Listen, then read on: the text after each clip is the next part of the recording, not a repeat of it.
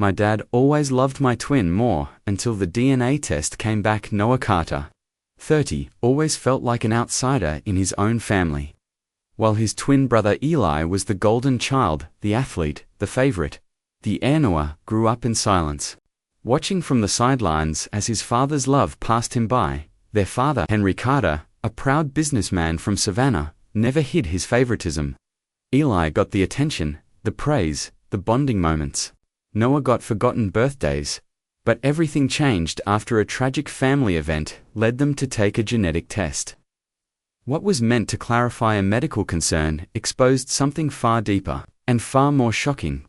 With the help of Claire, a sharp, local historian, Noah begins to piece together a story hidden for decades, and what he finds forces him to confront a painful question: is identity about biology or about facing the truth? Torn between resentment and revelation, Noah must choose: seek revenge, or finally discover who he really is. If you enjoy stories that unravel secrets, explore deep emotions, and challenge what we think we know about family, don't forget to like, subscribe, and join our community for more powerful stories every day. Chapter 1: The Shadow Twin. Savannah, Georgia. Present day. The evening air hung thick with humidity as Noah Carter wiped down the mahogany bar of the Midnight Magnolia, a historic tavern nestled in Savannah's historic district. At 30, his slender frame and delicate features still earned him second glances, not for their striking nature, but for their contrast to the memory of his twin that lingered in the minds of longtime Savannah residents. "You're a million miles away tonight," remarked Jesse, the 60-something manager whose weathered face had become as much a fixture of the bar as its antique brass fixtures. Noah's green eyes, always slightly downcast, flickered up briefly. "Just tired," he replied, his voice soft but husky. Unlike his twin brother's booming confidence, Noah's words always seemed to apologize for their existence. "That Carter boy sure is quiet," he'd overheard patrons say 100 times. Never with the admiration that followed mentions of Eli. Noah had spent his life being the Carter boy who wasn't quite right, who wasn't quite Eli. His phone vibrated in his pocket. The screen displayed his father's name, a rare occurrence that immediately sent a ripple of anxiety through his body. Henry Carter didn't call Noah unless something was wrong. "Dad," Noah answered, turning away from the curious eyes of the early evening patrons. "Your brother's in the hospital." Henry's voice carried the clipped efficiency of a businessman handling an inconvenient transaction. "Collapsed at the club. Doctor says some kind of cardiac episode." Noah's heart hammered against his ribs. "Is he?" "He's stable," Henry interrupted, as if Noah's fear was an unnecessary drama. "Memorial Hospital, room 412. I'll be there as soon as my shift ends," Noah said, already calculating how to ask Jesse for an early departure. A weighty pause stretched between them before his father's voice returned, harder this time. "This isn't optional, Noah. Your brother needs testing. Family medical history. That means, you too." The line went dead before Noah could respond, a familiar Carter family tradition. Jessie appeared at his side, her eyes soft with concern beneath her silver-streaked hair. "Everything okay, honey?" "Eli's in the hospital," Noah replied, his hands automatically resuming their work on the bar top. "Dad wants me there." Jesse's weathered hand covered his. "Go, I've got this." Memorial Hospital gleamed with sterile efficiency. Its modern architecture, a stark contrast to Savannah's cobblestone streets and Spanish moss. Noah walked the corridors with the familiar sensation of being an intruder, a feeling that had followed him since childhood. Room 412 wasn't difficult to find. He simply followed the sound of his father's commanding voice, the one reserved for business associates and Eli's sports coaches, but never for parent teacher conferences about Noah's exceptional writing skills. "There he is," announced Eli from the hospital bed, his golden hair tousled, but his smile as magnetic as ever. Despite the hospital gown and the 4 in his arm, he managed to look like he was exactly where he belonged. "My little brother, always showing up just in time for the drama." 5 minutes younger, Noah corrected automatically, a lifetime reflex. What happened? Henry Carter stood by the window, his imposing silhouette outlined against the fading daylight. At 62, he remained as intimidating as he had been when Noah was small salt and pepper hair, perfectly styled. His posture, his tailored suit unwrinkled despite the hours in a hospital chair. Heart arrhythmia, Henry answered before Eli could. Doctor says it could be genetic. We need to get you tested too. Noah nodded, noticing how his father's eyes never quite landed on him. Another lifetime constant. Don't look so serious, Noah, Eli chided, his voice carrying that familiar edge of condescension, masked as brotherly affection. The Carter men don't go down easy. I'll be back on the golf course by next week, breaking par and hearts. A nurse entered, carrying a clipboard and a practiced smile. I'll need family medical history, she explained, looking between the three men. Mum died of breast cancer, Noah offered quietly. 10 years ago. Heart issues on my side, Henry added briskly. My father died of a heart attack at 58. The nurse nodded, jotting notes. We'll need DNA samples from all of you. The doctor wants to check for hereditary markers. Whatever it takes, Henry said, with the confidence of a man accustomed to solving problems with his checkbook. The Carter family has been with Savannah Memorial for 3 generations. Dr. Patterson will ensure Eli gets the best care. Noah noticed the specific mention of Eli rather than my sons. Another subtle reminder of the family hierarchy. As the nurse prepared the swab kits, Noah gazed out the window at the Spanish moss swaying from ancient oak trees. The Savannah sunset painted the sky in shades of amber and gold, colors that reminded him of his mother's eyes that had always looked at him with a tenderness his father never managed to replicate. This will just take a second, the nurse said, approaching Noah first. Open wide, the swab against his inner cheek was quick and clinical. Noah watched as she performed the same procedure on Eli, who joked flirtatiously through the process, and then on their father, who endured it with stoic displeasure. Results should be back in 48 hours, she informed them. Labeling each sample with meticulous care. As she left, an uncomfortable silence settled over the room, the kind that had filled the Carter household after Noah's mother passed. In her absence, the disparity in Henry's treatment of his sons had only grown more pronounced. You didn't have to close the bar, Henry finally said, his eyes fixed on the cardiac monitor beside Eli's bed. I'm sure your brother understands you have responsibilities. It's fine, Dad, Eli interjected, shooting Noah a look that hovered between pity and solidarity. Noah's here now. That's what matters. Noah nodded, grateful for the rare moment of defense, however conditional it might be. Can I get anyone coffee? He offered, desperate for a reason to escape the room's stifling atmosphere. Black, 2 sugars. Henry replied, not bothering to look up. Noah slipped into the hallway, inhaling deeply once the door closed behind him. 30 years of being the less favored son had taught him to find solace in these brief escapes, moments where he wasn't being measured against Eli's effortless perfection. At the coffee machine, his hands trembled slightly as he fed bills into the slot. The familiar knot of anxiety tightened in his chest, not for Eli's health, which doctors had already assured them was likely manageable, but for the inevitable hours ahead, trapped in a room where his presence was merely tolerated. You look like you could use something stronger than hospital coffee. Noah turned to find a young woman watching him with curious eyes.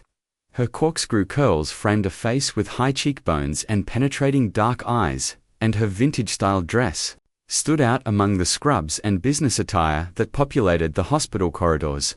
That obvious, huh? He replied, attempting a smile that didn't quite reach his eyes.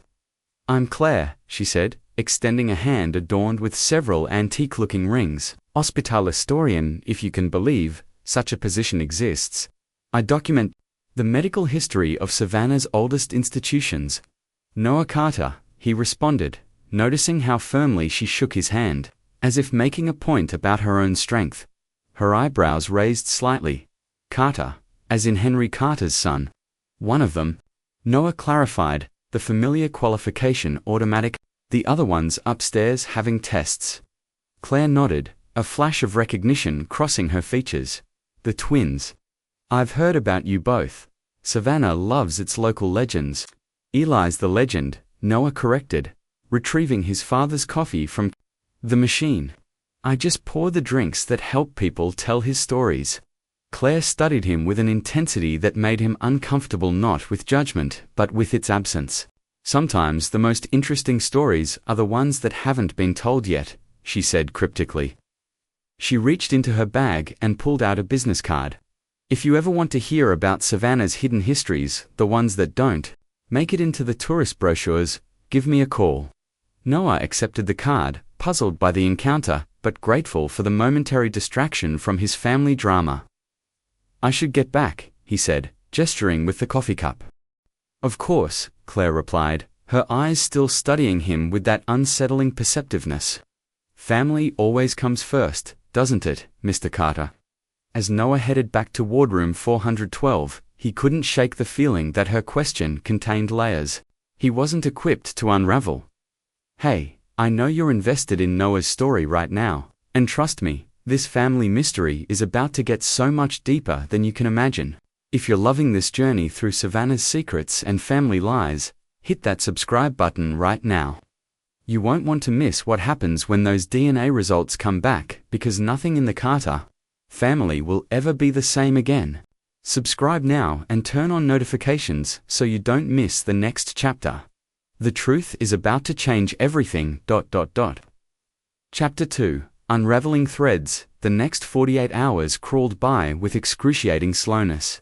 Noah moved through his shifts at the Midnight Magnolia like a sleepwalker, pouring drinks with mechanical precision while his mind remained fixed on the hospital room across town.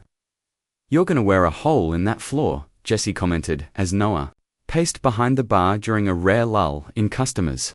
The afternoon sun slanted through the tavern's stained glass windows, casting jewel-toned patterns across the worn wooden floorboards. Noah glanced at his phone for the 100th time. That hour.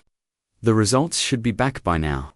And they'll still be there after your shift, Jessie reminded him gently, her southern drawl stretching the words like warm honey. Your daddy call yet? Noah shook his head. He wouldn't call me first anyway. Jessie's lined face softened with maternal concern. She'd worked at the bar long enough to witness a decade of Henry Carter's pointed absences at Noah's milestone moments, the book reading, when Noah's short story was published in a literary magazine. The nights when regular customers celebrated Noah's birthday while his father attended Eli's golf tournaments. That man's got a lot to answer for, she muttered. More to herself than to Noah. The bell above the door jangled, and Noah looked up to see Claire standing in the entrance. Her vintage dress replaced by jeans and a University of Georgia sweatshirt that somehow still managed to look curated rather than casual. Her corkscrew curls were piled atop her head in a messy bun that defied gravity. The hospital historian ventures into a bar, Noah said, surprised to find himself smiling. Sounds like the beginning of a bad joke. Claire approached the bar, sliding onto a stool with graceful confidence. I like to think of it as research. Bars hold more history than hospitals. People are more honest when they're drinking than when they're dying.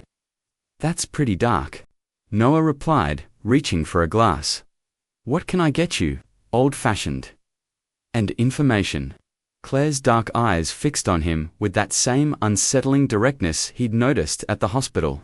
How's your brother? Stable. Going home tomorrow, probably. Noah set about mixing her drink with practiced motions. They're just waiting on some test results. Claire nodded, watching his hands work. You make that like you've done it 1,000 times. Try 10,000. Noah placed the drink before her, the amber liquid catching the light. Been working here since college. It's quiet. I like quiet. Unlike your brother, from what I hear, Claire said, taking a sip and nodding appreciatively. Eli Carter, Savannah's golden boy. Star athlete, successful businessman, philanthropist who never misses a photo opportunity. Noah's smile tightened. You've done your research, it's my job. Claire set her glass down, but you're harder to find in the archives. A few literary magazine publications, a creative writing degree from Georgia State. Then, silence. Not everyone needs to make headlines, Noah replied, uncomfortable with her excavation of his modest achievements. No, Claire agreed, but everyone deserves to have their story told accurately. Before Noah could ask what she meant, his phone vibrated against the bar top. His father's name flashed on the screen, sending a jolt of anxiety through him. "Dad," he answered, turning away from Claire's curious gaze. "We need to talk." Henry's voice sounded strained, in a way Noah had never heard before. "Come to the house, not the hospital, the house. Is Eli okay?" Noah asked, immediate concern overriding his usual caution around his father. A long pause followed, so extended that Noah checked to see if the call had dropped. Finally, Henry spoke again, each word seemingly carved from stone. "This isn't about Eli, just come to the house, now." The line went dead, leaving Noah staring at his phone in confusion. "Everything okay?" Claire asked, her expression concerned. Noah shook his head slowly. "I don't know. That was my father. He wants me at the house." "Go," Jesse interjected from nearby, having overheard. "I've got things here." Noah hesitated, looking between them. "It's probably nothing." "It didn't sound like nothing," Claire observed, sipping her drink. "Sometimes, the stories we think we know have unexpected chapters." Something in her tone made Noah study her more carefully. "You know something, don't you?" Claire met his gaze steadily. "I know Savannah's history, the official version, and the whispered one. Sometimes, they're very different stories." "And what does that have to do with my family?" "Maybe nothing," Claire replied, finishing her drink and placing a $20 bill on the bar. "But if you need someone to help you make sense of what you find out today, my number's on that card I gave you." As she turned to leave, Noah called after her.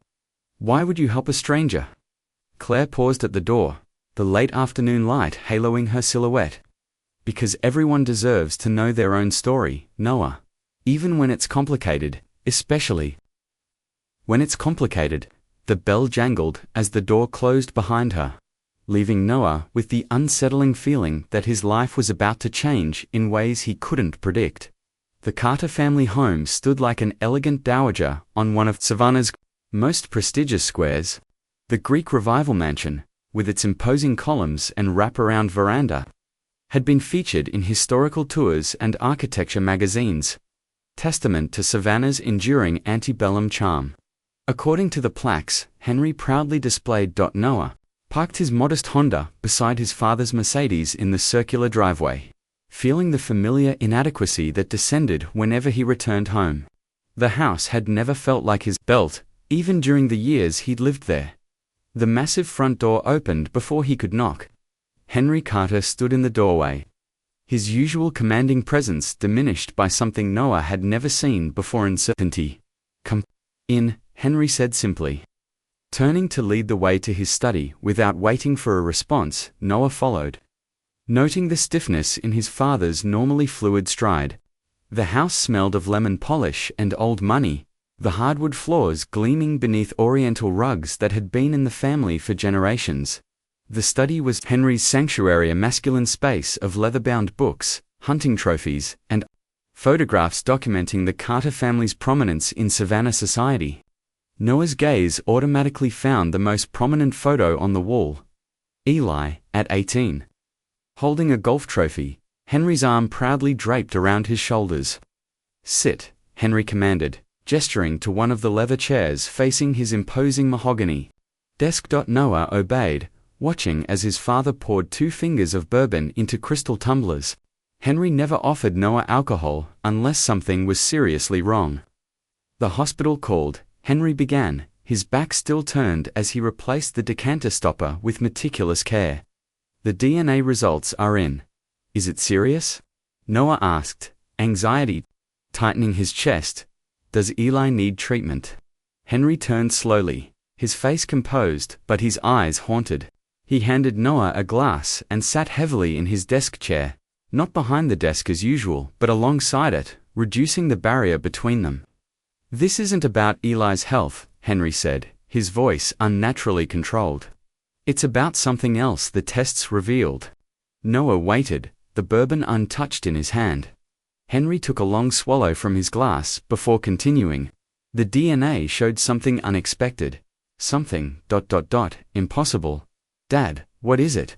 Noah pressed, unnerved by his father's uncharacteristic hesitation. Henry looked directly at Noah for what felt like the first time in years, perhaps decades. The test shows that you and Eli are not full siblings. You're half-brothers. The words hung in the air between them, incomprehensible at first. That's not possible, Noah said automatically. We're twins. We were born 5 minutes apart.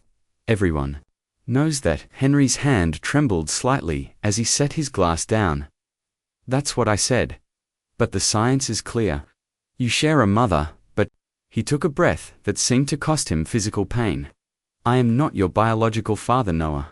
The world tilted beneath Noah.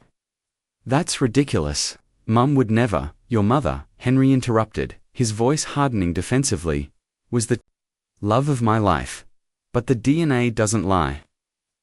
Noah stood abruptly, bourbon sloshing over the rim of his untouched glass. So you're saying what? That Mum had an affair? That I'm the result of some indiscretion? I don't know what I'm saying, Henry admitted, his composure cracking. All I know is what the test shows. And what it explains. The implication slammed into Noah like a physical blow. What it explains, he repeated, his voice hollowing. Mean why you could never look at me? Why nothing I did was ever good enough?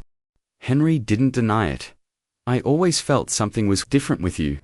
I told myself it was imagination, that twins can be different. But there was always something. He trailed off, unable to complete the thought. Something wrong with me? Noah finished for him. That's what you were going to say, isn't it? Something that didn't feel right. Something that didn't feel like yours. The silence that followed was confirmation enough. Noah set the glass down with deliberate care, afraid that if he didn't focus on this simple action, he might shatter entirely. Does Eli know? He asked finally.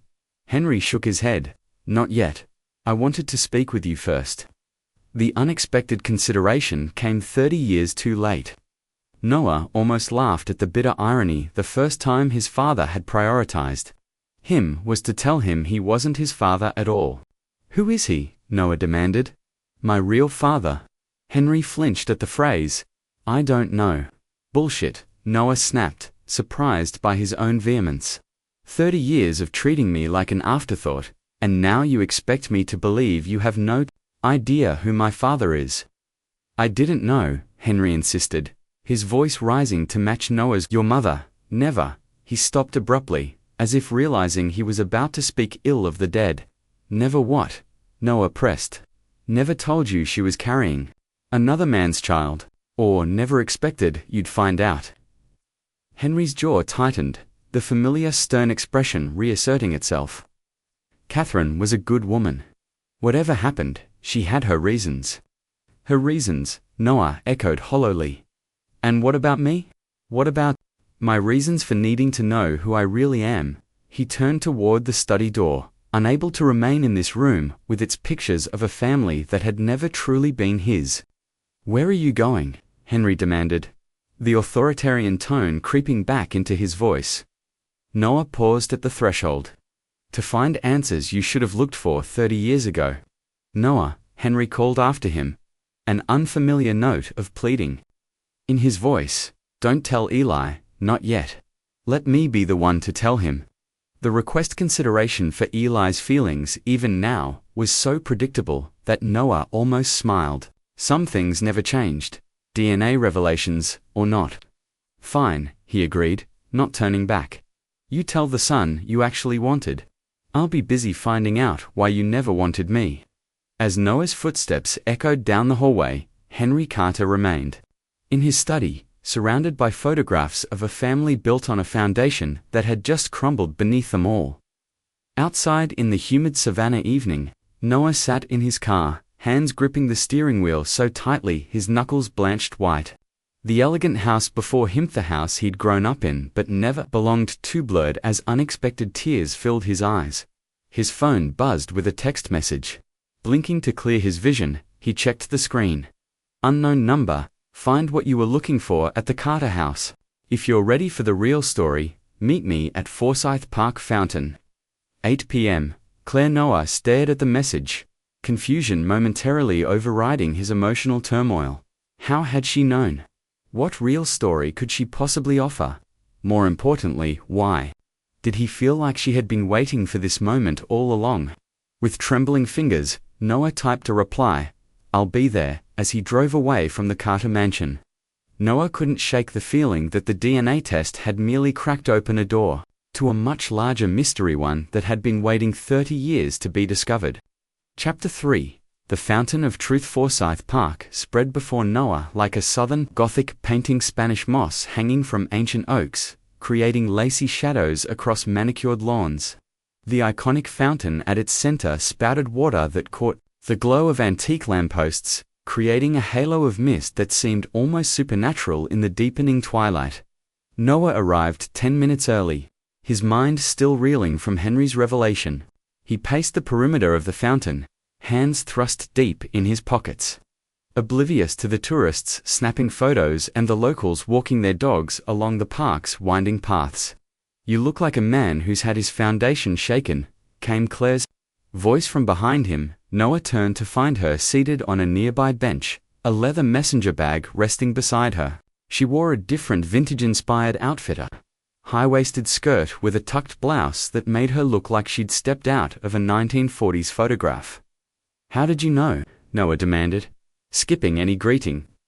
"About my father, about the DNA test." Claire gestured for him to sit beside her. "I work with history, Noah, family histories, medical histories, the histories people try to bury." "That doesn't answer my question," he pressed, remaining standing. "No, it doesn't," Claire agreed, meeting his gaze steadily. "But I need you to understand something first. Sometimes, the stories we think define us are just shadows of much bigger truths." "I'm not in the mood for riddles," Noah snapped, his usual reserve cracking under the pressure of the day's revelations. "You clearly know something about my family. Either tell me, or I'm leaving." Claire nodded, her expression softening. "Fair enough." She patted the space beside her. "But, you might want to sit down for this." Reluctantly, Noah lowered himself onto the bench, maintaining a wary distance. Claire opened her messenger bag and pulled out a folder, weathered with age. "I told you, I'm the hospital historian, which is true. But what I didn't mention is that I'm specifically researching a pattern of ... irregularities at Memorial Hospital during the 1980s and early 90s. Irregularities," Noah repeated, eyeing the folder. "Cases where hospital records don't align with other documentation," Claire explained, her voice dropping to ensure privacy despite the evening crowd around them. "Birth certificates that were amended weeks after births, unusual adoption proceedings, and, in a few rare cases," she paused, her dark eyes studying Noah's reaction carefully, "instances where DNA testing has revealed unexpected biological relationships." Noah's pulse quickened. "You're saying what happened to me has happened to others?"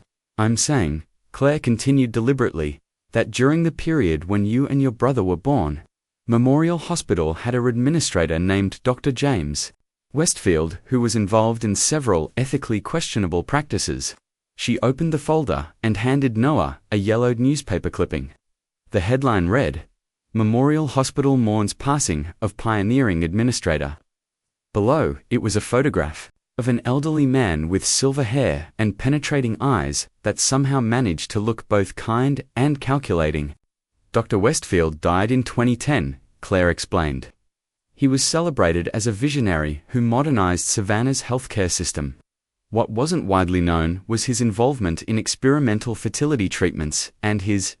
unorthodox approach to what he called family building." Noah studied the photograph, feeling no recognition but a strange sense of foreboding. "What does this have to do with me?" Claire pulled another document from the folder, a birth certificate. Noah's breath caught when he saw his own name alongside Eli's, both listed as sons of Catherine and Henry Carter. Born on April 17, 1995, this is your original birth certificate, Claire said softly. Notice anything unusual? Noah scanned the document, at first seeing nothing out of the ordinary. Then he spotted a small notation in the corner. Amended May 22, 95. Amended, he echoed, looking up at Claire. What was amended? That's what I've been trying to determine, she replied. Records from that period are surprisingly difficult to access, but I've found a pattern of birth certificates from Memorial Hospital that were amended within weeks of birth, all for babies delivered during Dr. Westfield's tenure, all handled by the same small group of staff. Noah's mind raced, trying to process the implications. Are you suggesting some kind of what? A baby switch? That doesn't make sense. Eli and I are twins. We were born minutes apart. Claire leaned forward, her voice gentle but insistent. What if you weren't twins at all, Noah? What if that was part of the deception? The words hit Noah like a physical blow. That's impossible. Everyone knows we're twins. There are baby pictures.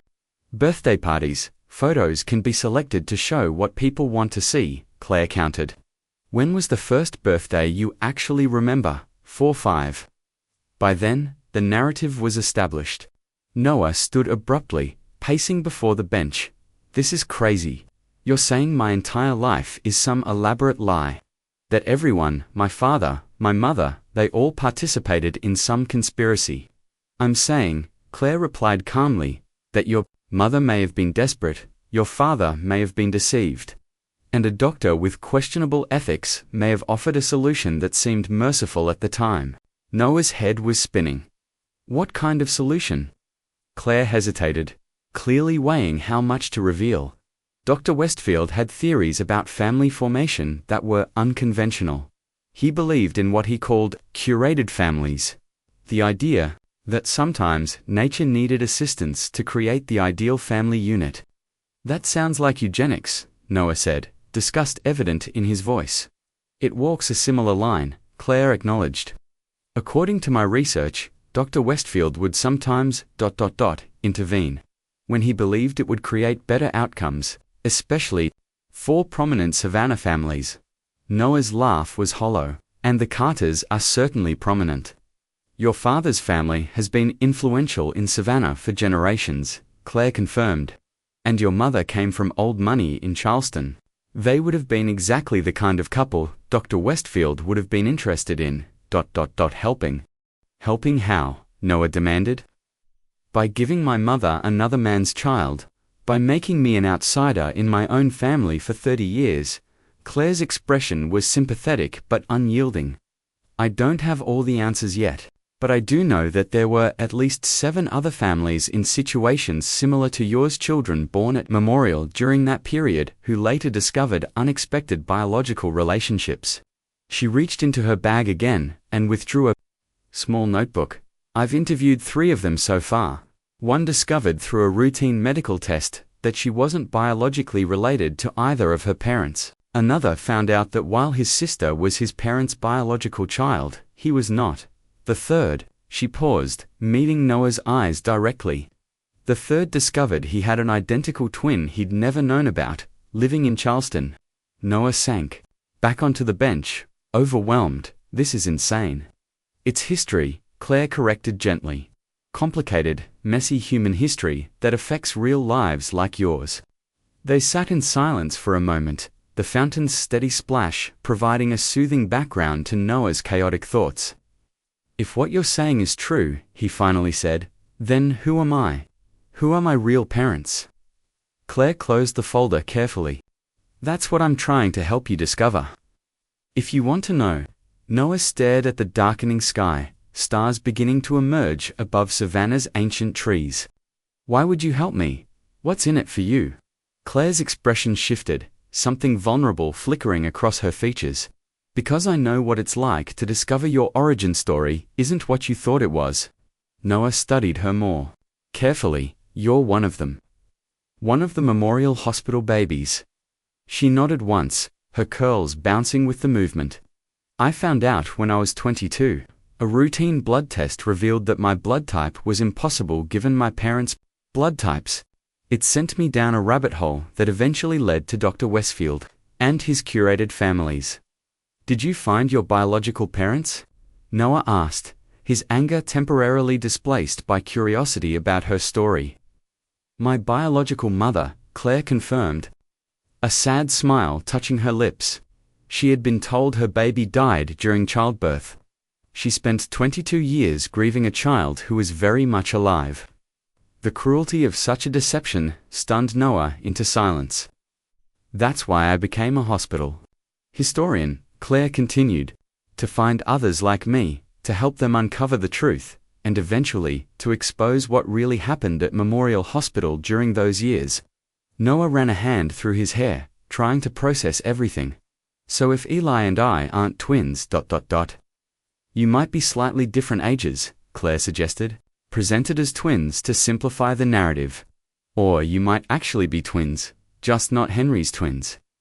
This is a lot to take in, Noah admitted, his voice rough with emotion. I know, Claire said softly. And I'm sorry to be the one to complicate your story further. But I believe everyone deserves the truth, even when it's painful. Noah looked back at the fountain, its waters now illuminated by lights that changed from blue to green to purple in a gentle cycle. What's the next step? If I wanted to find out who I really am, Claire's face brightened with cautious hope. There are several options. We can try to locate the original, unamended birth certificate. We can search for patterns in hospital staff assignments around your birth date. We can look for other families with similar stories who might have connections to yours. She hesitated, then added, and there's DNA ancestry testing. It might help identify biological relatives. Noah nodded slowly, a strange calm settling over him as shock gave way to determination. I want to know everything. No matter what it reveals. It won't be easy, Claire warned. People have worked hard to keep these secrets buried, and the answers might be painful. More painful than spending my entire life feeling like I didn't belong in my own family. Noah countered. More painful than watching my father or the man I thought was my father favor my brother in ways that cut deeper than any physical wound. Claire didn't respond, but her eyes reflected understanding born of similar experience. Besides, Noah continued, a new edge entering his voice, I'm a Carter, right? At least in name. And Carters are nothing if not persistent when they want something. The irony of invoking the family legacy that might not be his by blood wasn't lost on either of them. We should start at the hospital archives, Claire suggested, gathering her materials. There's a retired nurse who worked with Dr. Westfield. She might be willing to talk if we approach her carefully. Noah's phone buzzed in his Paquita text from Eli. Dad's acting weird. Said you two talked. What's going on? Noah stared at the message, unsure how to respond. His relationship with his brother had always been complicated, a mixture of envy, resentment, and the unshakable bond that came from growing up together, regardless of how different their experiences had been. Everything okay? Claire asked, noticing his distraction. It's Eli, Noah replied, showing her the text. He knows something's up. Claire considered this. Are you going to tell him?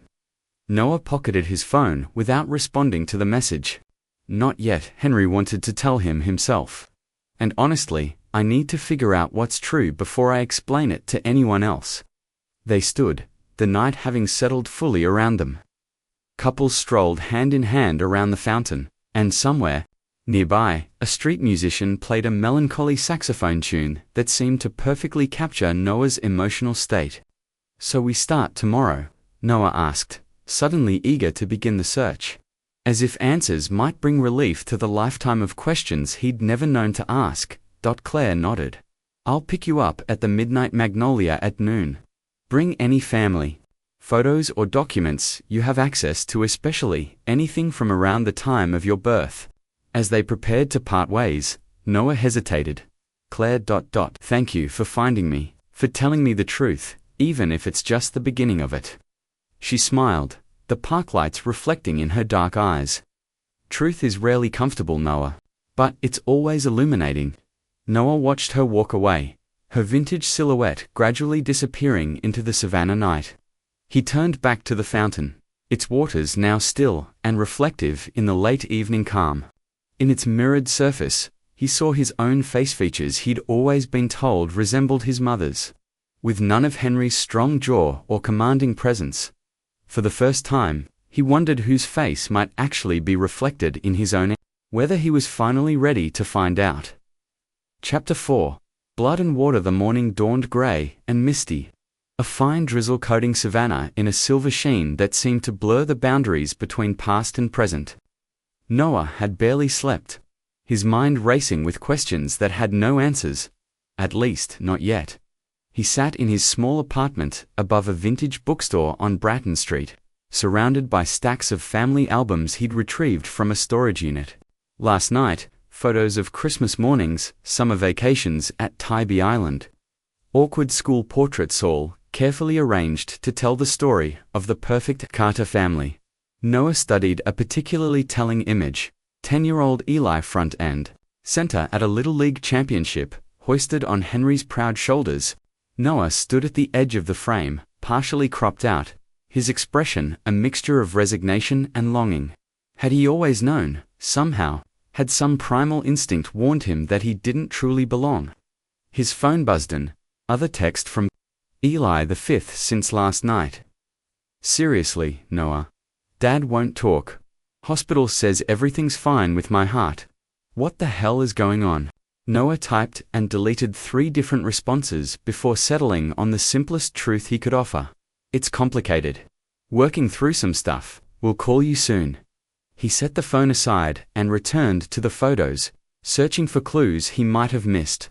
Baby pictures were surprisingly sparse, a fact that had never struck him as odd until now. Most showed the infants swaddled so thoroughly that only the tiniest glimpses of faces were visible. The first clear photos of them together started around age 2. A knock at his door startled him from his thoughts. He opened it to find Claire, dressed in jeans and a rain jacket, her curls contained beneath a vintage scarf.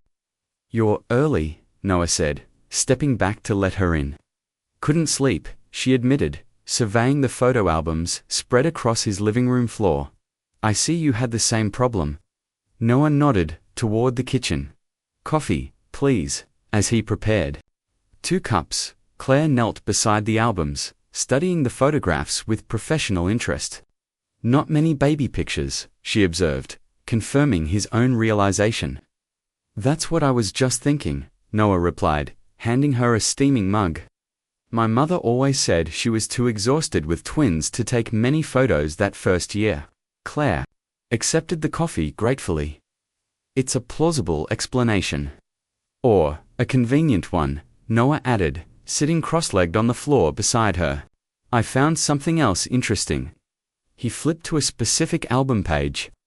"Look at these hospital bracelets my mother saved in our baby books." Claire leaned closer. The plastic identification bands had yellowed with age, but the printed information remained legible: Baby Boy Carter A and Baby Boy Carter B. "The dates match your birth certificate," Claire noted. "April 17, 1995, but there's something odd about the times," Noah pointed out. "Eli's says 10:17 a.m., which matches what we've always been told." "But mine, .. He tapped the second bracelet. "Mine says 2:44 p.m. Claire's eyes widened. "That's more than 4 hours apart. That's not how twins are born." "Exactly," Noah confirmed grimly. "Twins, especially identical twins, are typically born minutes apart, not hours." Claire carefully examined the bracelets. "These look authentic." Hospital protocol in the 90s was to label multiples with letters Baby A, Baby B. "So they maintained the appearance of us being twins," Noah concluded, while documenting different birth times. "It's sloppy," Claire agreed. "But they probably never expected anyone to look closely at the bracelets. Most families just preserve them as mementos without scrutinizing the details." Noah's phone rang, cutting through their speculation. Henry's name flashed on the screen. "I should take this," Noah said, rising from the floor. Claire nodded, understanding as he stepped into the bedroom for privacy. "Hello," he answered, trying to keep his voice neutral. "We need to talk," Henry said without preamble. Face to face, Noah's grip tightened on the phone. "I think we said everything that needed saying yesterday." "Not everything," Henry insisted, an unusual note of vulnerability in his voice. "There are things you don't understand, like why you let me grow up feeling like I was never good enough." Noah challenged, 30 years of hurt surging to the surface. "Or why you're only willing to have this conversation now that a DNA test has forced your hand." A heavy sigh filtered through the connection. "I deserve that. But Noah, your mother loved you. More than you can possibly know." The mention of Catherine sent an unexpected pang through Noah's chest. "Don't bring her into this. She's always been part of this," Henry countered. "More than I realized until recently." Noah's curiosity battled with his anger. "What does that mean?" "It means I've been going through her things," Henry replied. "The boxes in the attic I never had the heart to open after she passed. There's a letter you should see." Noah closed his eyes, leaning against the doorframe. "A letter about what?" "About you," Henry said simply. "About choices she made." The room seemed to tilt beneath Noah's feet. "You found a letter from Mum explaining all this, and you're only mentioning it now." "I only found it last night," Henry defended. "After you left, I couldn't sleep. I started looking for, I don't know, some explanation. Some clue I might have missed." Noah's throat tightened. "And you found one." "I found something," Henry corrected. "Whether it explains everything, I can't say. But you deserve to read it yourself." Noah glanced through the doorway at Claire, who was carefully examining the remaining albums while pretending not to eavesdrop. "I'm busy today," Noah said finally, "working on finding my own answers." "Noah, please." Henry's voice took on an unfamiliar pleading quality. "Whatever you're doing, whatever you're looking for, this letter might help. Catherine, your mother. She clearly meant for you to have it someday. Then why didn't she give it to me before she died?" Noah demanded. Henry's response was soft but clear. "I think she tried to those last weeks, when the cancer had spread to her brain. She kept asking for you, saying there was something important, something you needed to know. But by then, she could barely form coherent sentences. I thought it was just the confusion talking." Noah remembered those painful final days, his mother's gaunt face, her eyes seeking his with desperate intensity, her frustration when words failed her. He'd attributed it to the disease and the morphine. Now he wondered what truths had died with her. "I'll come by this evening," he conceded. "Around 7, thank you," Henry replied, relief evident in his voice. "And Noah, Eli's been calling me non-stop. He knows something's wrong." "That's your conversation to have, not mine," Noah reminded him. "You wanted to tell him, remember?" "I remember," Henry acknowledged. "I just don't know how." For the first time in his life, Noah felt a flicker of sympathy for the man he'd called father. Just tell him the truth. Isn't that what everyone deserves? He ended the call and returned to the living room, where Claire waited expectantly. "Henry found a letter," Noah explained, sinking back to the floor. "From my mother, apparently, it's about me." Claire's expression brightened. "That could be incredibly valuable. Personal correspondence is often more revealing than official documents."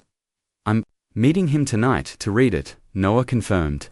"But I still want to pursue other avenues today. If this letter is just another layer of lies, we'll follow the evidence wherever it leads," Claire assured him. Speaking of which, she reached into her messenger bag and produced a manila folder. "I did some digging this morning. This is the staff roster from Memorial Hospital's maternity ward during April 1995. Noah accepted the folder eagerly.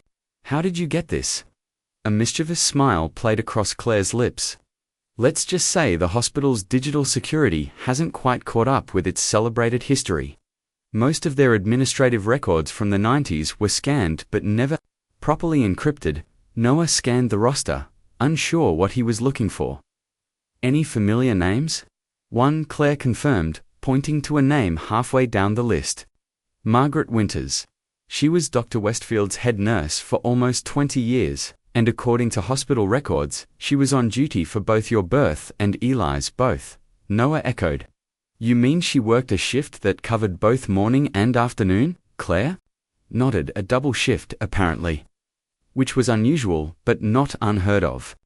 What's more interesting is that she's still alive.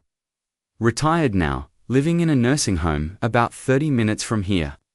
Noah set the roster aside, his heart racing with possibility. Do you think she'd talk to us? Only one way to find out, Claire replied, gathering her bag. The Golden Oaks Retirement Community opens for visitors at 11. Golden Oaks presented a cheerful facade sprawling one-story complex, surrounded by well-manicured gardens where residents in wheelchairs enjoyed the brief respite from the morning's drizzle. The lobby smelled of disinfectant masked by artificial floral scents, an institutional attempt at hominess that fell just short of convincing. We're here to see Margaret Winters, Claire informed the receptionist with the practiced smile of someone accustomed to charming information out of gatekeepers. We're working on a historical piece about Memorial Hospital's maternity ward, Ms. Winters. Contributions were quite significant. The receptionist, a young woman whose name tag identified her as Brittany, brightened at the explanation. Oh, Nurse Maggie loves talking about her hospital days. She's in the sunroom, I believe. Down the hall, last door on the right. They found Margaret Winters exactly where promised, seated in a wicker chair by a large window, knitting needles moving with surprising dexterity given her age. She looked to be in her late 70s, with a crown of silver hair styled in an old-fashioned, permanent wave and alert blue eyes that assessed them immediately as they entered the room. Margaret Winters? Claire asked, approaching with a warm smile. The elderly woman set her knitting aside. I haven't been called Margaret in 40 years, dear. It's Maggie. And you two aren't from around here, are you? I know all the regular visitors, Claire introduced herself, and Noah, maintaining the cover story about researching hospital history. Maggie gestured to nearby chairs, inviting them to sit. I spent 42 years at Memorial, she told them proudly, started as a candy striper in '62, and retired as head of maternity nursing in 2004. Delivered more Savannah babies than I can count, including me, Noah said quietly. April 17, 1995. Maggie's needles stilled, her gaze sharpened as she studied Noah's face with new interest. Carter, she said finally.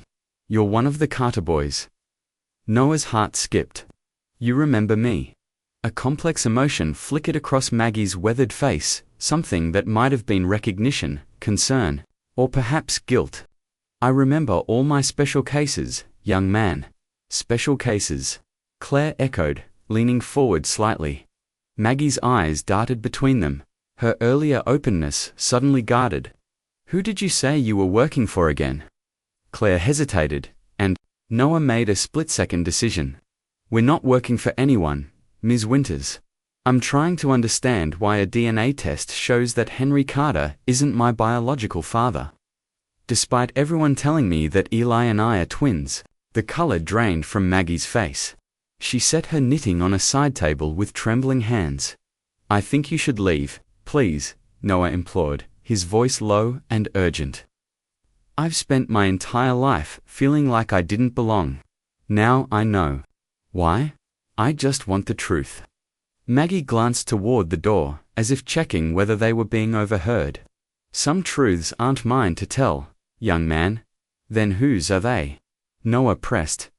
My mother is dead. Dr. Westfield is dead, Henry claims. He didn't know. Who's left to tell the truth if not the people who were there? His words seemed to strike a chord. Maggie's expression softened slightly, maternal instinct visibly warring with old loyalties. You work with history, she said to Claire, her voice barely above a whisper. Then you understand that the past is never as simple as people want it to be, especially family histories. Claire nodded encouragingly. That's why documentation is so important. Without it, we're left with myths instead of facts.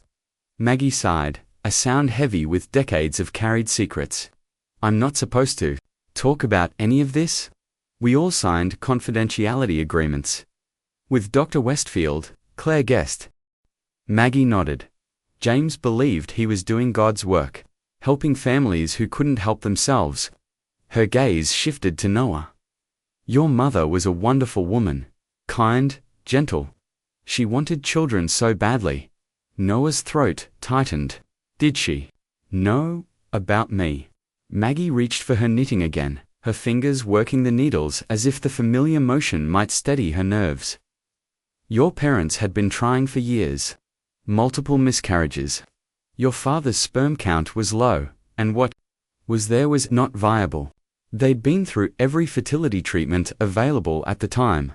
So Dr. Westfield suggested a donor, Claire concluded. Not exactly, Maggie replied, her voice dropping further. James didn't believe in anonymous donors. He thought family connections were sacred.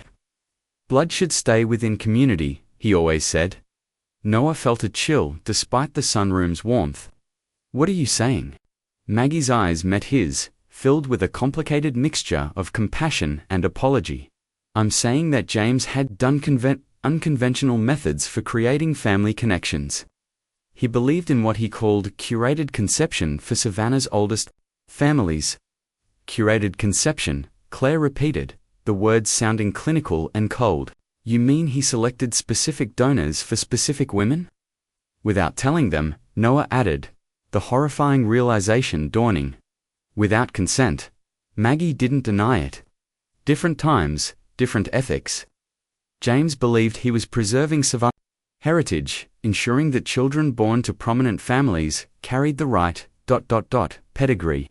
She faltered on the last word, as if even she couldn't quite justify it. So who was my donor? Noah demanded, leaning forward, hands gripping his knees. Who is my biological father? Maggie shook her head. I don't know names. James kept those records separate, locked in his private files. All I know is that for your mother's procedure, he selected what he called an appropriate intellectual specimen to balance your father's more athletic lineage. That's why Henry always favored Eli, Noah murmured, more to himself than the others. Eli was the son he recognized in himself. I was the stranger. You were never supposed to know, Maggie said softly.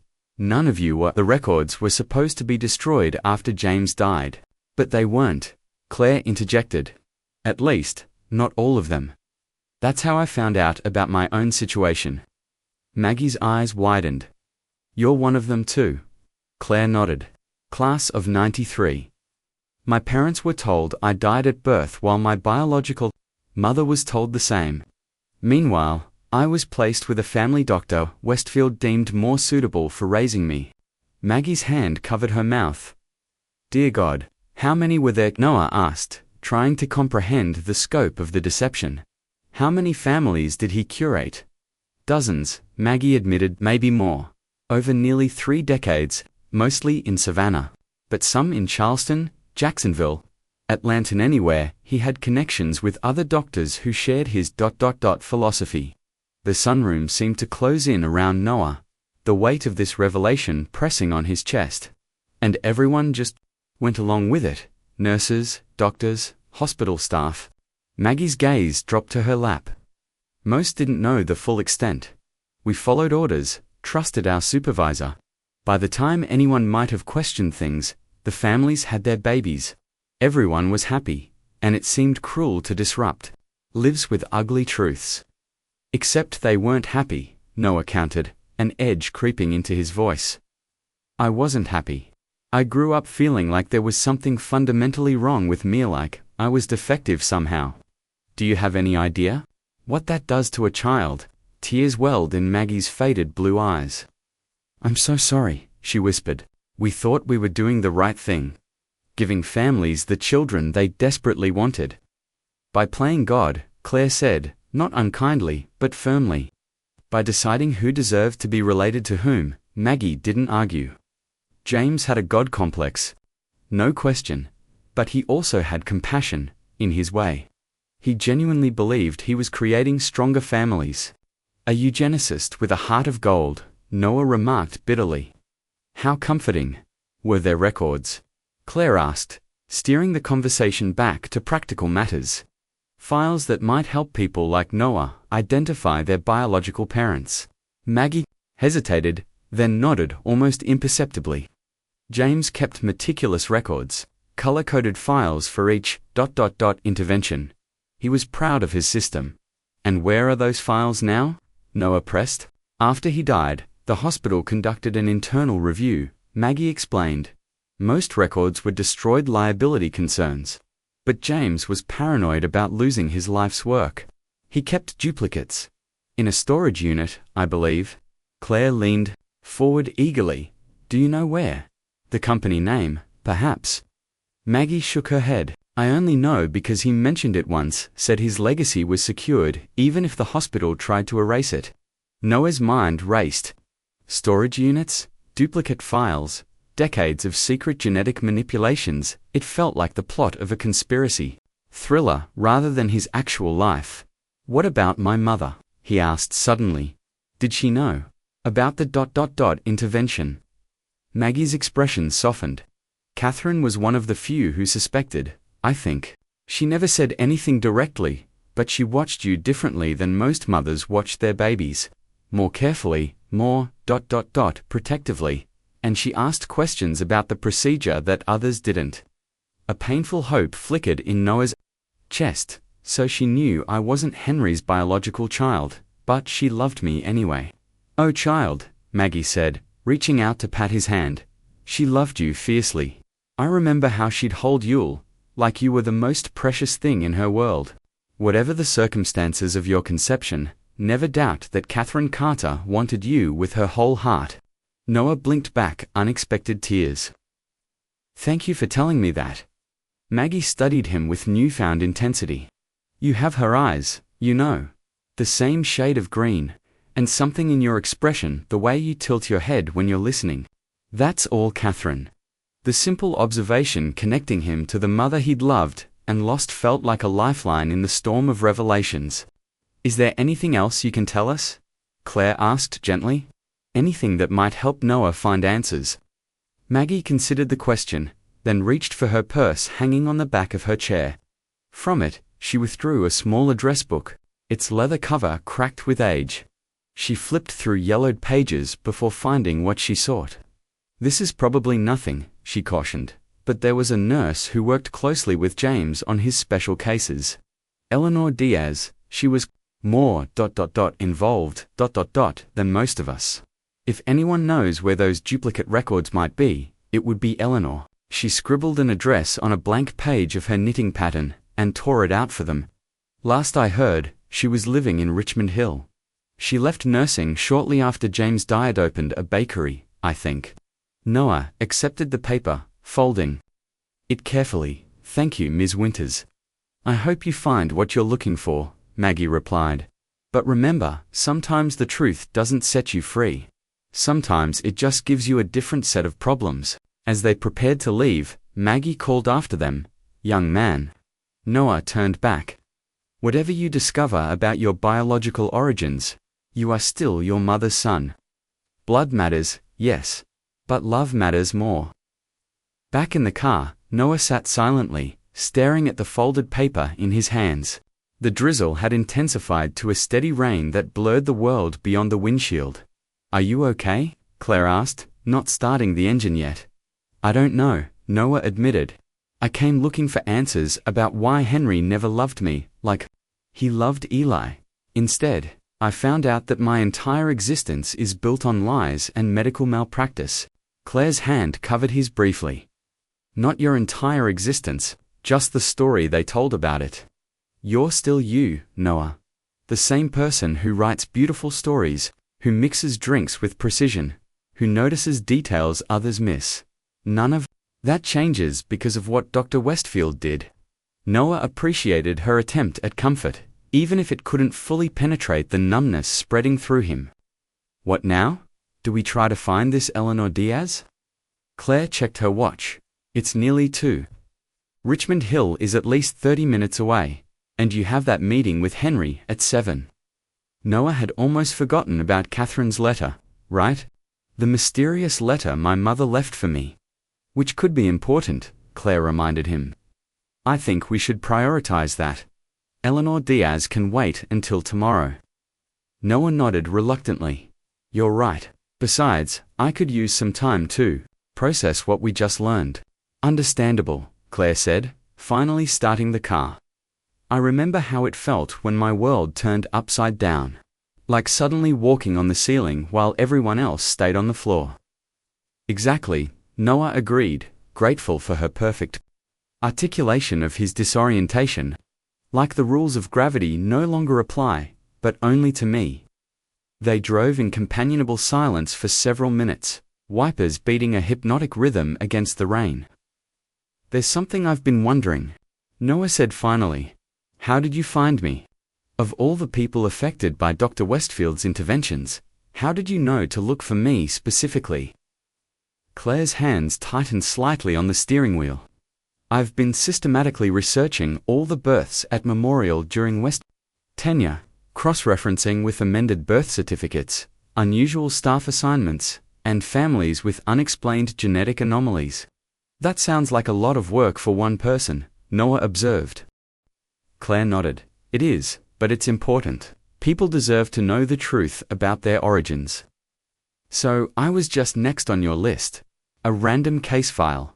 Claire hesitated before answering. Not exactly. I prioritized cases where the discrepancies were most pronounced. Your hospital bracelet timestamps were a red flag. Twins born for hours apart is medically impossible. And you just happened to be at the hospital when Eli was admitted. Noah pressed, sensing there was more to the story. Claire sighed, relenting. I monitor hospital admissions related to Westfield's cases. When I saw the Carter name, I did some digging. The fact that your family was seeking genetic testing created an opportunity. An opportunity, Noah repeated, unsure how he felt about being an investigative opportunity. For truth, Claire clarified. For both of us. Noah turned to look at her profile as she drove. What do you mean, both of us? Claire kept her eyes on the road, but her voice softened. The cases are all connected. Noah. Westfield didn't select donors randomly. He had a system bloodlines he believed were compatible. Genetic traits he wanted to preserve or enhance. You think my biological father might be connected to your case somehow, Noah concluded, understanding dawning. It's possible, Claire. Pangaea Westfield had favorite donors he used repeatedly.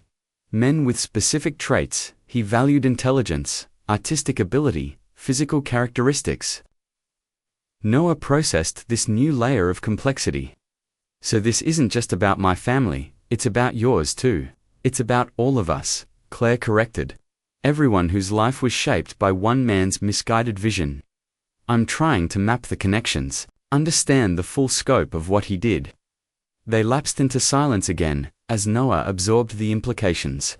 His life, his very existence, was just one thread in a complex tapestry of manipulation that spanned decades and affected countless families. I'm still glad you found me, he said finally. Whatever your reasons, Claire glanced at him briefly, a soft smile touching her lips. So am I. As they crossed the Savannah River, the rain began to ease, patches of blue appearing between heavy clouds. Noah watched the city recede in the side mirror, feeling as though he was seeing Etant himself from an entirely new perspective. She's still alive, retired now, living in a nursing home, about 30 minutes from here. Noah set the roster aside, his heart racing with possibility. Do you think she'd talk to us? Only one way to find out, Claire replied, gathering her bag. The Golden Oaks Retirement Community opens for visitors at 11. Golden Oaks presented a cheerful facade, sprawling one-story complex, surrounded by well-manicured gardens where residents in wheelchairs enjoyed the brief respite from the morning's drizzle. The lobby smelled of disinfectant, masked by artificial floral scents, an institutional attempt at hominess that fell just short of convincing. We're here to see Margaret Winters, Claire informed the receptionist with the practiced smile of someone accustomed to charming information out of gatekeepers. We're working on a historical piece about Memorial Hospital's maternity ward. Ms. Winter's contributions were quite significant. The receptionist, a young woman, whose name tag identified her as Brittany, brightened at the explanation. Oh, Nurse Maggie loves talking about her hospital days. She's in the sunroom, I believe. Down the hall, last door on the right. They found Margaret Winters exactly where promised, seated in a wicker chair by a large window. Knitting needles moving with surprising dexterity given her age. She looked to be in her late 70s, with a crown of silver hair styled in an old-fashioned permanent wave and alert blue eyes that assessed. Chapter 5. The letter. The Carter family mansion loomed before Noah as he parked his car in the circular driveway. At precisely 7 o'clock, dusk had settled over Savannah, bathing the Greek revival columns in golden light that belied the turmoil within its walls. Noah sat for a moment, gathering his courage, Claire's words from their parting, echoing in his mind. Whatever you discover in that letter, she had said, remember that it's just one piece of your story, not the whole narrative. They had agreed to meet the following morning to find Eleanor Diaz, regardless of what Catherine's letter revealed. Claire had seemed oddly insistent that they pursue all avenues, even if the letter provided answers. Sometimes different perspectives tell different truths, she'd explained. We need the complete picture. Now, as Noah approached the imposing front door, he wondered what version of truth awaited him inside. The door opened before he could knock, not Henry this time, but Eli. What the hell is going on? Eli demanded, without preamble, his usual charm replaced by genuine concern. Dad's acting like someone died, you've disappeared, and nobody will tell me anything. Noah hadn't expected this confrontation. Is Henry here? In his study, Eli confirmed, stepping aside to let Noah enter. And it's Dad, not Henry. Since when do you call him Henry? Noah didn't answer, moving past his brother toward the study. Eli followed close behind. Noah, stop, Eli insisted, grabbing his arm. We've never kept secrets from each other. Whatever this is, I deserve to know. Noah paused, studying the face he'd grown up alongside, the face that had always seemed to reflect everything he wasn't: confident, athletic, naturally charming. Yet beneath Eli's familiar features, Noah now recognized real fear. Henry has something to show me, Noah said carefully. After that, I think he plans to talk to you. About what? The DNA test. It was just routine cardiac screening. Everything came back normal, except Eli stopped abruptly, a flash of realization crossing his face. Except they said something about an anomaly in the familial matching. But the doctor said it was probably just a lab error. Noah felt a surge of pity for his brother, who was about to have his own foundation shaken. It wasn't an error, Eli. Before Eli could respond, Henry's voice called from the study doorway. Noah, you came. His eyes darted to Eli, then back to Noah. I thought we agreed to talk privately first. You two have been talking privately my whole life, Eli retorted, his characteristic confidence reasserting itself. Whatever this is about, I'm not being left out again. Henry looked older than he had just yesterday, the strain of recent revelations etching new lines around his eyes. Eli, please. This is complicated. Then uncomplicated, Eli demanded. Now Henry sighed, shoulders slumping in defeat. Come in, both of you. The study felt smaller with the three of them inside. Decades of unspoken tensions suddenly condensed into this wood-paneled room with its leather-bound books and family photographs. Henry moved to his desk and opened a drawer, withdrawing a cream-colored envelope that had yellowed slightly with age. Noah recognized his mother's elegant handwriting, immediately his name written on the front in her distinctive script. I found this last night, Henry explained, handling the envelope as if it might disintegrate. It was in a box of Catherine's personal items I couldn't bring myself to go through after she passed. Noah accepted the envelope with trembling hands. She wrote this for me. Henry nodded. There was one for me too. I've already read mine. Will someone please explain what's happening? Eli interjected, frustration evident in his voice. Noah looked to Henry, who nodded permission. The DNA test showed that Henry isn't my biological father, Noah said simply. You and I are half-brothers, not twins. The color drained from Eli's face. That's impossible. We're twins. We've always been twins. Apparently not, Noah replied, turning the envelope over in his hands. And this might explain why. Read it, Henry urged softly. Please. Noah carefully broke the seal and withdrew several pages of his mother's stationery. Covered in the handwriting he'd missed so desperately since her death. Taking a deep breath, he began to read aloud. My dearest Noah, if you're reading this, I am gone, and circumstances have forced a truth into the open that I had hoped might remain private. I've written a similar letter to Henry, and one to Eli as well. Though I pray that he never needs to read it. First, and most importantly, you are my son. My precious, brilliant, gentle-hearted son. From the moment I first held you, I have loved you with a fierceness that surprised even me. Nothing in this letter changes that fundamental truth, but you deserve to know the full story of your beginning, especially if questions have arisen about your paternity. Henry and I tried for years to have children. Multiple miscarriages shattered our hearts again and again. Tests revealed that Henry's sperm count was extremely low, with poor motility. The doctors told us our chances of conceiving naturally were virtually non-existent. We pursued every fertility treatment available in the early 90s, nothing worked. I was desperate, Noah. Desperate in a way I hope you never experience, that hollow ache of empty arms, of a nursery that remains unused, of watching friends and family build the very thing you want most and cannot have. When I was at my lowest point, Dr. James Westfield, the chief administrator at Memorial Hospital, approached us with what he called an innovative fertility protocol. He explained that it combined the most promising aspects of several experimental treatments. Henry was hesitant, but I convinced him to try one last attempt before we would pursue adoption. The procedure was scheduled for October 1994. I underwent hormone treatments, and Henry provided his sample. Dr. Westfield was confident, reassuring, and miracle of miracles, I became pregnant. At our first ultrasound, we learned I was carrying twins. Henry and I were overjoyed after so much loss, we were being blessed twice over.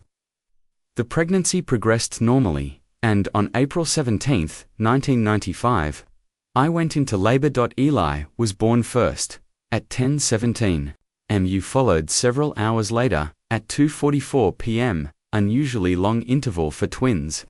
But Dr. Westfield assured us it wasn't cause for concern. You were smaller than Eli, but perfectly healthy, with a full head of dark hair and eyes that seemed to take in everything.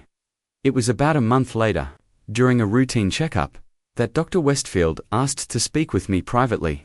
What he told me that day changed everything, and yet, in the ways that truly matter, changed nothing at all.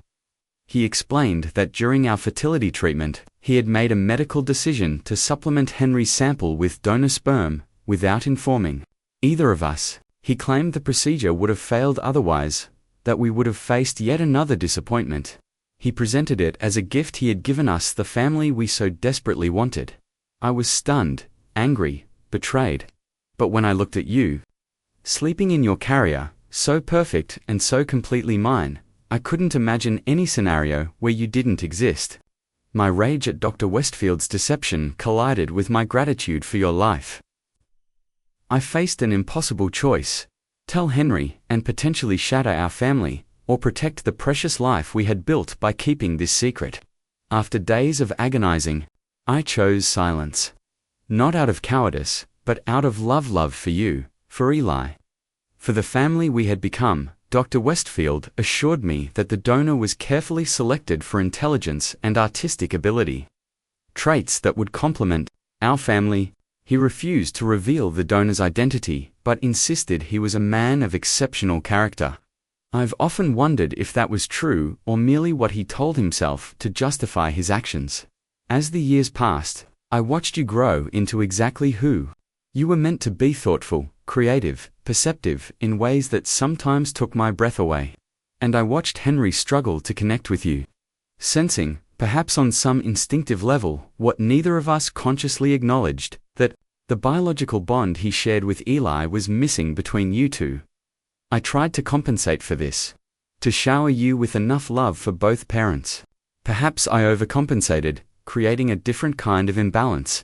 If so, I am deeply sorry. But please believe that my love for you was never compensation or obligation. It was the purest joy of my life.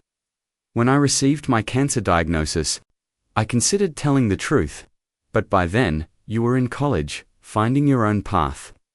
I feared that revelation would only cause pain without purpose. I convinced myself that some secrets are better left buried.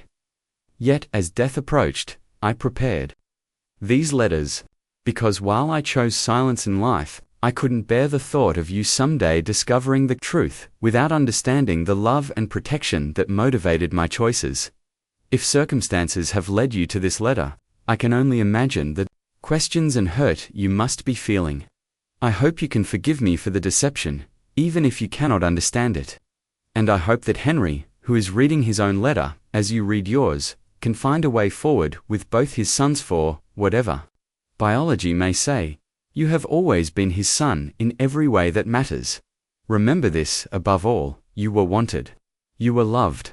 Your life is not defined by the circumstances of your conception, but by the character you have built and the heart you have shown the world. With all my love, for all my life and beyond. Mum. Noah's voice broke on the final word. He lowered the pages, tears blurring his vision. The room remained silent save for the ticking of the grandfather clock in the corner, a Carter family heirloom that had marked time for generations. Oblivious to the secrets unfolding in its presence, Eli spoke. First, his voice uncharacteristically subdued. So we're not twins. Half-brothers, Noah confirmed quietly. Same mother, different fathers. And Mum knew, Eli continued, processing aloud. She knew, and never told any of us. Henry cleared his throat. Her letter to me was, similar. She explained her reasons for keeping the secret, reasons I understand, even if I wish she had trusted me with the truth. Noah looked up at Henry, seeing him clearly for perhaps the first time. Did you ever suspect? Is that why you always favored Eli? Henry flinched as if struck. IDN, single quotes T, I never meant to. Yes, you did, Eli interrupted, surprising both of them. You always treated Noah differently. I noticed it even when we were kids. I just didn't understand why. Henry sank into his desk chair, suddenly looking every one of his 62 years. I didn't know he wasn't biologically mine, but I felt something was different. The connection wasn't the same. I told myself it was just personality differences. That Noah took after Catherine's side of the family. He looked directly at Noah, genuine regret in his eyes. I should have tried harder to bridge that gap.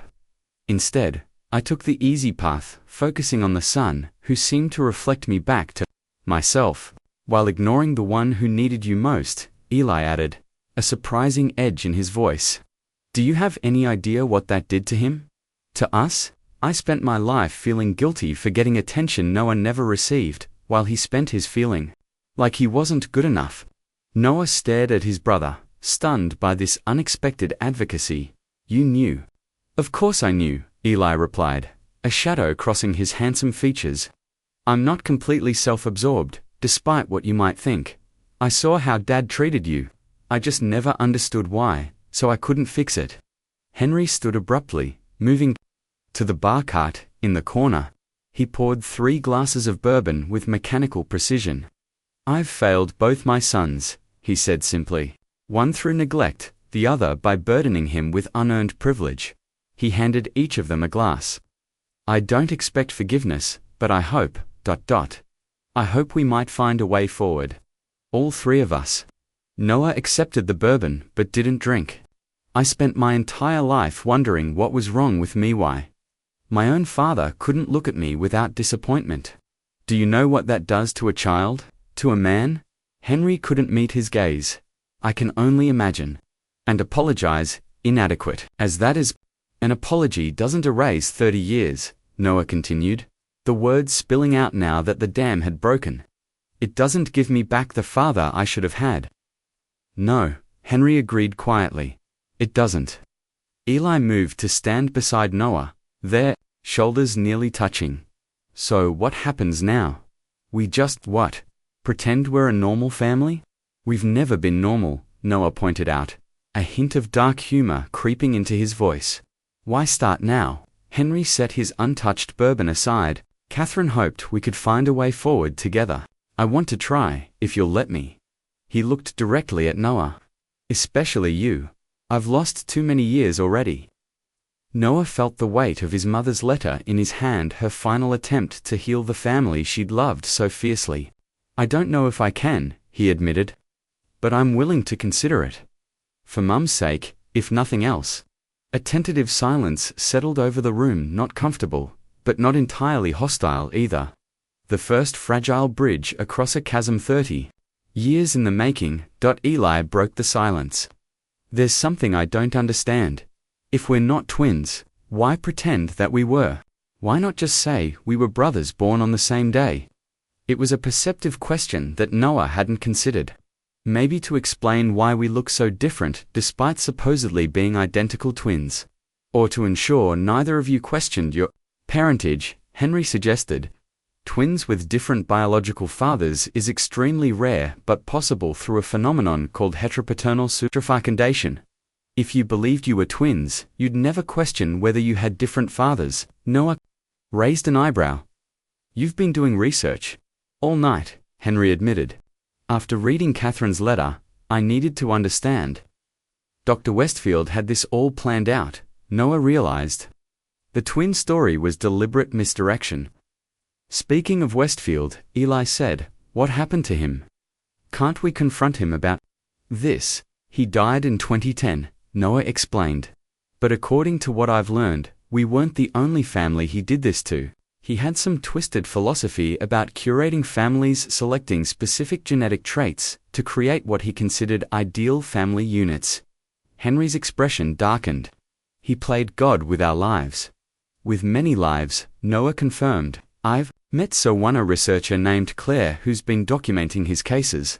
She's helping me look into the records Westfield kept. Tomorrow, we're going to try to find a nurse who worked with him, someone who might know more about my biological father. I want to come with you, Eli said immediately. Noah blinked in surprise. Why?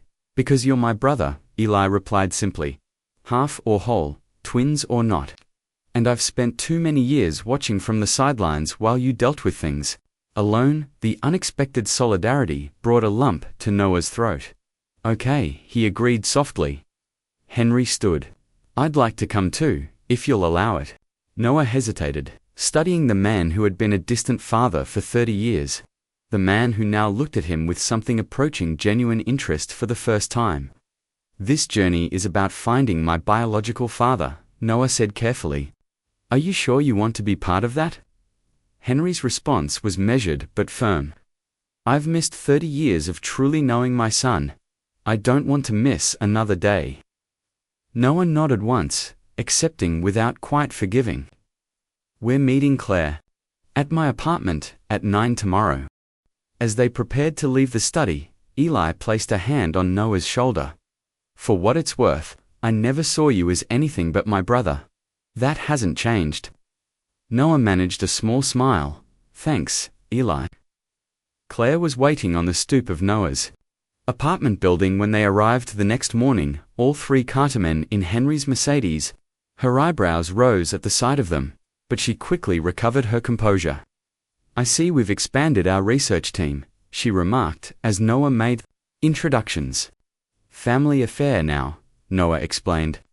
Unlocking his door to let everyone inside, Claire efficiently briefed them on Eleanor Diaz, the former nurse who had worked closely with Dr. Westfield. According to my research, she opened a bakery in Richmond Hill after leaving nursing, Sweet Beginnings on Ford Avenue. It's about a 30-minute drive. Sweet Beginnings, Eli repeated, shaking his head, subtle. They piled back into Henry's car, an unlikely quartet united by secrets and shared purpose. The drive to Richmond Hill passed mostly in silence. each lost in their own thoughts as the Georgia landscape rolled past the windows. Sweet Beginnings turned out to be a charming storefront, with blue and white striped awnings and window boxes overflowing with geraniums. A bell chimed softly as they entered, the aroma of fresh bread and cinnamon enveloping them immediately. A petite woman in her 60s appeared from the back, wiping flour-covered hands on her apron. Her dark hair was streaked with silver, her face lined, but still beautiful, with an undeniable warmth in her dark eyes. She froze when she saw them, recognition flashing across her features as her gaze locked on Noah. "My God," she whispered, one hand rising to her mouth. "You found me?" Claire stepped forward. "Ms. Diaz, I'm Claire Montgomery. We spoke on the phone about Dr. Westfield's records," but Eleanor wasn't looking at Claire. Her eyes remained fixed on Noah, a curious mixture of wonder and apprehension in her expression. "You have his eyes," she said softly. "I'd know them anywhere." Noah's heart hammered against his ribs. "Whose eyes?" Eleanor glanced at the others, then back to Noah. "Perhaps we should speak privately. Anything you have to say to me, you can say in front of them," Noah insisted. "They're my family." Eleanor nodded slowly, then gestured toward a door at the back of the bakery. "Come into my office. All of you." The back room was small but tidy, with filing cabinets along one wall and a desk covered in invoices and recipe cards. Eleanor closed the door behind them and drew a deep breath, as if gathering courage. "I knew someone would come eventually," she said, more to herself than to them. "James always said the truth has a way of surfacing, no matter how deeply it's buried." "You worked closely with Dr. Westfield," Claire prompted. "On his special cases," Eleanor nodded, her expression guarded. "I was his nurse coordinator for the fertility program." Which wasn't exactly a fertility program, as I'm sure you've discovered. It was eugenics disguised as medical care, Noah stated bluntly. Eleanor didn't deny it. James preferred to call it guided family formation. He believed he was helping create stronger family units by selectively matching genetic traits. "Without consent," Henry added, his voice tight with controlled anger, "playing God with other people's lives." Eleanor had the grace to look ashamed. "It was wrong. I know that now. I knew it then, too, if I'm honest." But James was persuasive, charismatic.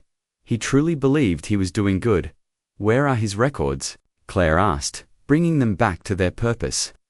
"The duplicate files Nurse Winters mentioned." Eleanor moved to a filing cabinet in the corner, unlocking it with a key she wore around her neck. "I've kept them safe. After James died, I couldn't bring myself to destroy them. Too many lives would remain in shadow." She withdrew a thick folder, with Carter written on the tab. "I've been waiting for this day," she admitted, handing the folder to Noah. "Preparing for it, really." Noah accepted the folder with trembling hands, feeling as though he was being handed his own identity. "This will tell me who my biological father is." Eleanor nodded. "That, and more." James documented everything: donor profiles, selection, rationale, follow-up assessments. As Noah prepared to open the folder, Eleanor spoke again, her voice gentler. "Now, before you look, I want you to know that the donor in your case was not random. James was very deliberate in his selection." Noah paused, folder half open. "What do you mean?" Eleanor's gaze shifted between Noah and Eli. James believed in balance within families.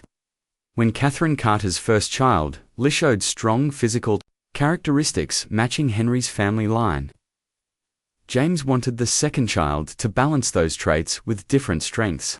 So he selected a donor with what? Intellectual traits. Artistic ability, Noah pressed. "Yes," Eleanor confirmed. "But it wasn't just about abstract traits."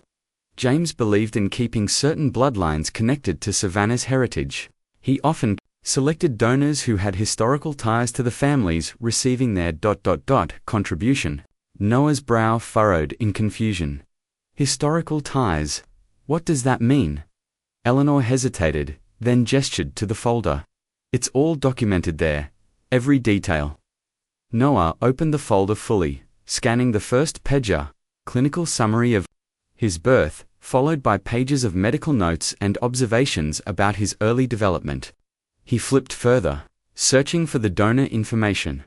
There it was, a separate section, labeled Genetic Contributor B. A photo was paperclipped to the Pedger man, in his early 30s, with familiar green eyes, dark hair, and the same slightly crooked smile Noah saw in his own mirror.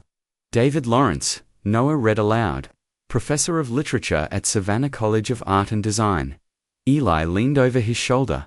He looks like you. Noah continued reading, his voice growing unsteady. Selected for intellectual capacity, creative aptitude, and historical connection to recipient family. Historical connection, Henry echoed, moving closer to read the document. Noah turned to the next page and froze. Oh my God, there, in Dr. Westfield's meticulous handwriting, was a family tree showing how David Lawrence was connected to the Carter family. Not to Henry's line, but to Catherine's maternal ancestors.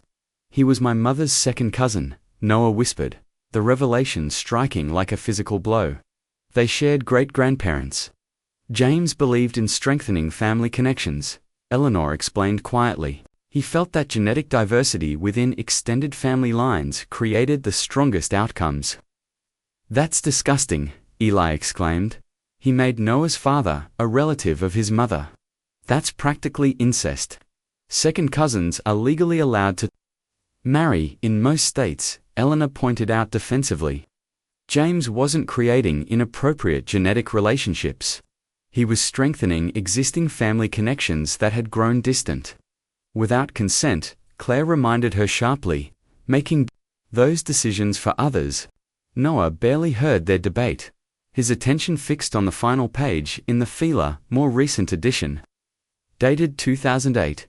It contained updated information about David Lawrence, including a current address in Charleston, and a note that he had never married or had known children. He's alive, Noah murmured. My biological father is alive. Henry's hand came to rest on Noah's shoulder, tentative gesture of support that Noah, to his own surprise, didn't shrug off. What will you do? Henry asked quietly. Noah looked up from the file, meeting the eyes of the man who had raised him, however, imperfectly. I don't know yet, but I think I want to meet him. Eleanor spoke from where she'd been watching them. There's something else you should know about Claire. All eyes turned to her, then to Claire, who suddenly looked uncomfortable. What? About Claire? Noah asked, confusion evident in his voice. Eleanor nodded toward the filing cabinet.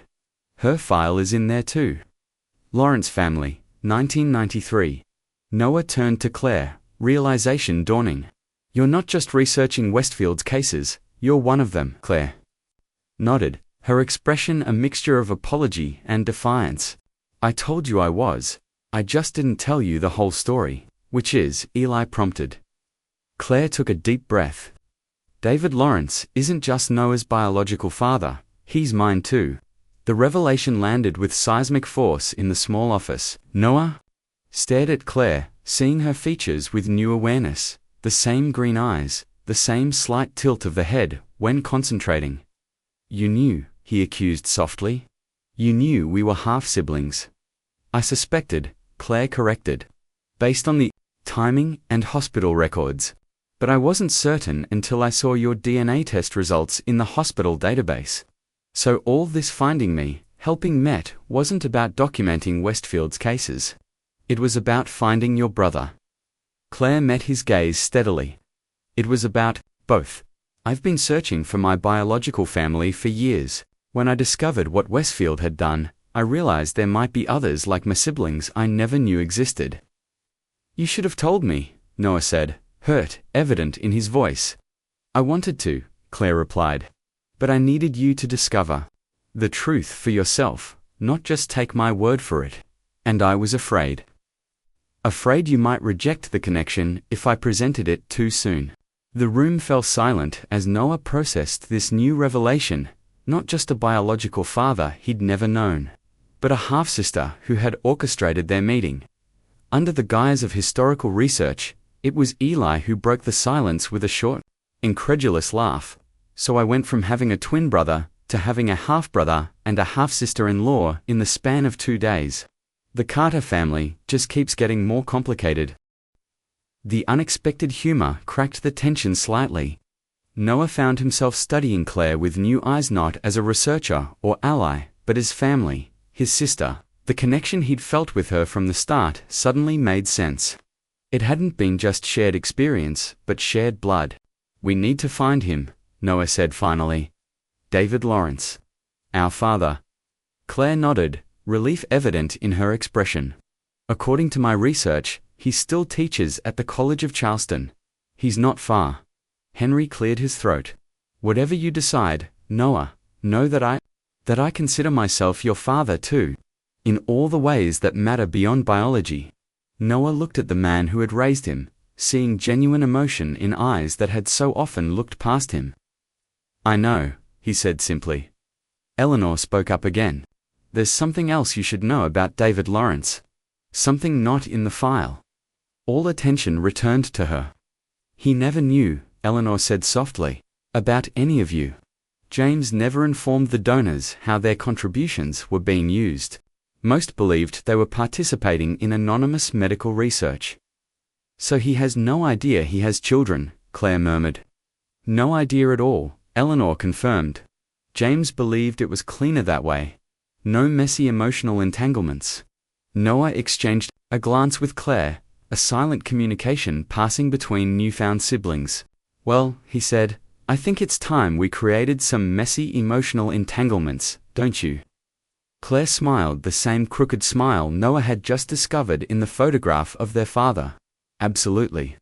3 weeks later, the campus of the College of Charleston bustled with late summer activity as Noah, Claire, and Eli made their way across the historic cistern yard. Henry had offered to come, but Noah had gently suggested he wait. This first meeting should be about connecting with David Lawrence, not navigating complicated family dynamics. They found the English department housed in a restored 19th century building with high ceilings and creaking wooden floors. According to the directory, Professor Lawrence's office was on the 2nd floor. Noah paused at the foot of the stairs, suddenly hesitant. What if he doesn't want to know us? What if this disrupts his whole life? "Then that's his loss," Eli said firmly, the protective brother role he'd recently embraced in full force. "But from everything we've learned about him, he seems like someone who values truth and connection." Claire squeezed Noah's hand. "We're not demanding anything from him. We're simply offering him information he deserves to have, and a connection if he wants it." Noah nodded, drawing strength from their support. They climbed the stairs together and found Office 237 Isalia, wooden door, with a frosted glass window bearing the name Dr. David Lawrence, Professor of American Literature. Noah knocked, his heart hammering against his ribs. "Come in," called a voice from within, a voice with resonant tones that struck a chord of recognition. Deep within Noah, they entered to find a man in his early 60s, rising from behind a desk cluttered with books and student papers. David Lawrence had aged from the photograph in Westfield's file, silver now threading through his dark hair. Lines of experience etched around his eyes and mouth. But those eyes, Noah's eyes, Claire's eyes, remained sharp and curious as they took in the unexpected visitors. "Can I help you?" he asked, his gaze moving between them with polite interest. Noah stepped forward, extending his hand. "Professor Lawrence, my name is Noah Carter. This is my sister Claire Montgomery, and my brother Eli Carter. We have something important to discuss with you, if you have a few minutes." Lawrence shook Noah's hand, a flicker of something recognition, confusion, crossing his features as their eyes met. "Of course," he said, gesturing to chairs. "Please, sit down." As they settled into the offered seats, Noah withdrew from his bag the folder Eleanor had given them, along with the letter he had carefully prepared, explaining their story with all the literary skill he possessed. "Professor Lawrence," he began, "have you ever heard of a doctor named James Westfield?" Lawrence's brow furrowed in concentration. The name sounds vaguely familiar. "Was he at Memorial Hospital in Savannah?" Noah nodded.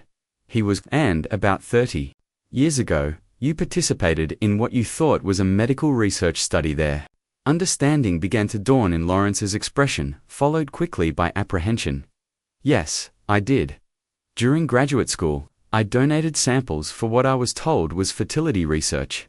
He looked between them more carefully now. Why do you ask? Noah handed him the folder and the letter. Because that research wasn't what you thought it was, and where were the result? As David Lawrence began to read, the afternoon sun slanted through the office windows, illuminating 4 faces connected by blood and circumstance, by secrets now exposed to light, by a story still being written.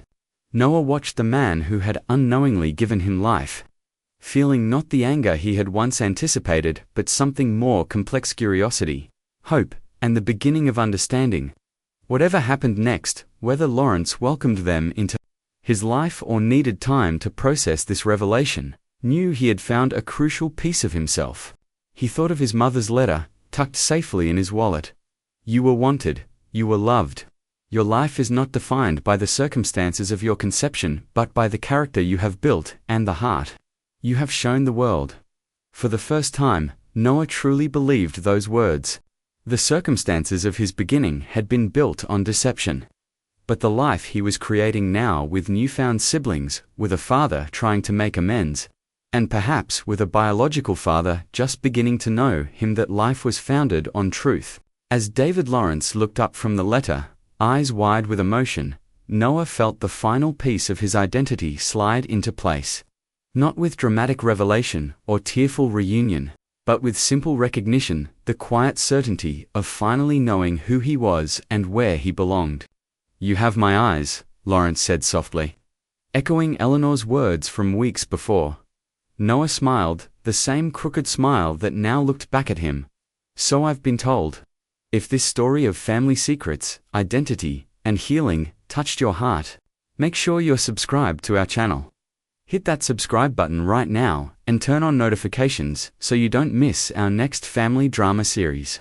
The truth is always more complex than it first appears, and sometimes the families we build are stronger than the ones we're born into. Subscribe now for more emotionally powerful stories that explore the complicated bonds of family, love, and forgiveness.